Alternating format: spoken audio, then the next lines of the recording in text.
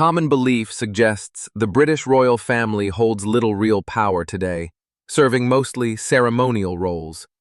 While that idea contains some truth, it does not tell the full story. Royal influence over Britain and the Commonwealth has certainly changed since the days of William the Conqueror, yet the monarchy has not become entirely symbolic. Even in modern times, the institution retains unusual privileges and quiet forms of authority that many people rarely notice. Some of these powers seem surprising, even strange, in a contemporary democracy. From historic rights that still linger to lesser-known legal quirks, the monarchy's role remains more complex than it appears. 1. Dismiss the entire Australian government.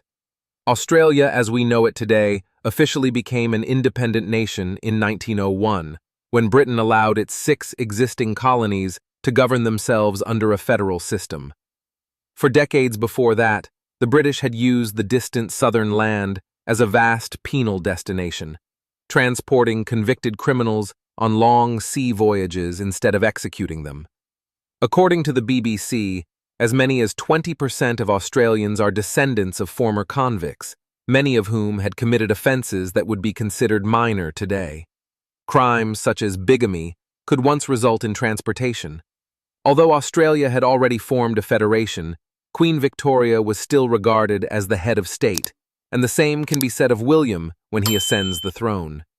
Even though this may seem purely ceremonial, what many people do not realize is that the British monarch, or more precisely, the Governor-General as the monarch's representative, actually has the power to dismiss the Prime Minister of Australia if deemed necessary. This is exactly what happened in 1975, when the Australian government was forced into shutdown because Parliament failed to pass sufficient funding. According to the Washington Post, the Queen ordered that all members of the Australian Parliament were required to clear out their desks, and since then, there has not been another government shutdown. 2. No prosecution filed. Imagine, for a moment, that Prince William were having a terrible day and decided to take out his frustration by committing a string of crimes on the streets of London. Logically, that would allow police to arrest him, right? In the United Kingdom, however, the reigning monarch is legally immune from prosecution. This principle, often described as sovereign immunity, means the monarch cannot be arrested or tried in criminal court. In an extreme and highly unlikely scenario, legal responsibility would instead fall to government ministers, who act in the monarch's name. According to The Guardian, this power was most recently exercised in 2007, when the inquest into Diana's death finally began 10 years after she was killed in a horrific car crash in Paris. There were rumors that the Queen might be called to testify in her own court after she was allegedly said to have told former royal butler Paul Burrell that the beloved princess may have been the victim of forces at work in this country of which we have no knowledge. However, that never happened. The last monarch to appear before a court was Charles I, who had virtually no choice in the matter.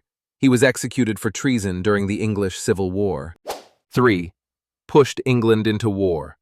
The British monarchy not only retains the theoretical power to requisition ships for the armed forces, but also holds formal authority as commander-in-chief of those forces.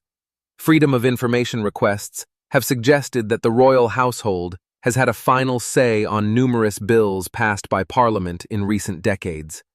Reports indicate that Queen Elizabeth II and then Prince Charles made use of an obscure procedure allowing them to review legislation affecting the Duchy of Lancaster and the Duchy of Cornwall. According to The Guardian, these guidelines effectively meant both figures had influence over laws touching their private income streams. However, a palace spokesperson denied wrongdoing, stating it is a long-standing convention for Parliament to seek the monarch's consent on bills judged to affect crown interests, and that no monarch has ever refused such consent. This stance contrasts with findings by legal scholar John Kirkhope, who accessed documents on 39 bills reportedly subjected to royal scrutiny. He argued these prerogative powers may sound ceremonial, but carry genuine, largely unchecked influence. Most striking was the claim that the Queen vetoed a proposal to transfer authority for committing Britain to war from the Crown to Parliament, thereby retaining that power. 4. The supreme head of the Church of England.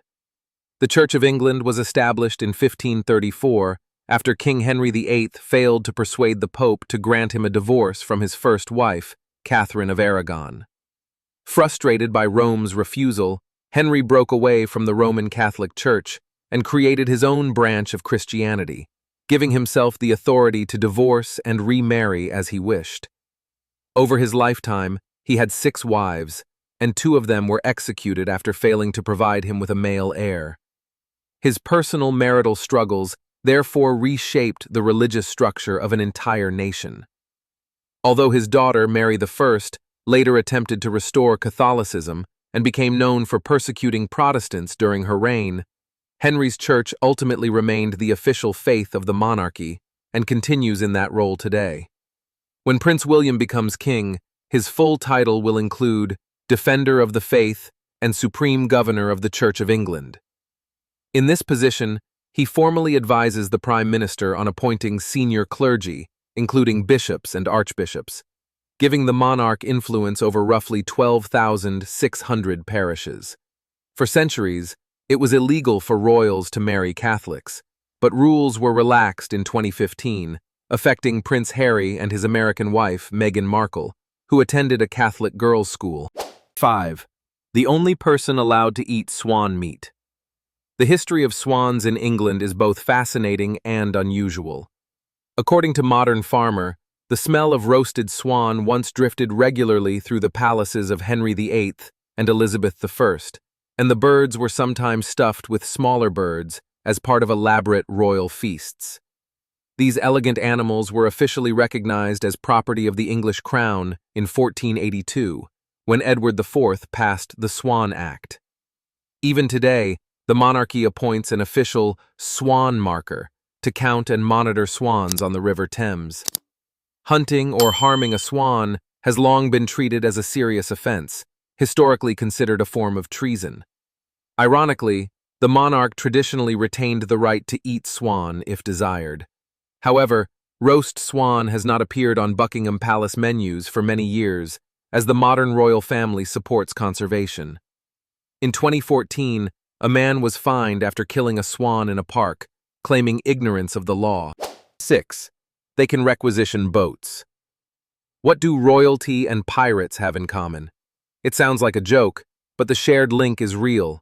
Both have held the power to commandeer ships when necessary.